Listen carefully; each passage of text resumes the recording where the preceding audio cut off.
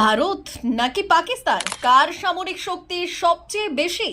যদি by chance যুদ্ধ শুরু হয়ে যায় তাহলে কে জিতবে? কোন শক্তিতে কে কতটা এগিয়ে? এক নজরে জেনে নিন ঝটপট।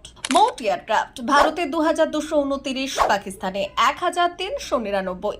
যুদ্ধ বিমান ভারতে 5133, পাকিস্তানে 318। এটা টাইপ ভারতের 130, পাকিস্তানে 90।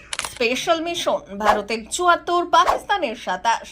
হেলিকপ্টার ভারতের 899, পাকিস্তানের 373। সেনা ট্যাঙ্ক ভারতের 421, পাকিস্তানের 2627। গাড়ি ভারতের 1,48,594, পাকিস্তানের 17,516। সেলফ প্রোপেলড আর্টিলারি ভারতের 100, পাকিস্তানের 662। টট আর্টিলারি ভারতে 3,975, পাকিস্তানের 2,629। এয়ারক্রাফট ক্যারিয়ার ভারতে 2, পাকিস্তানের 0।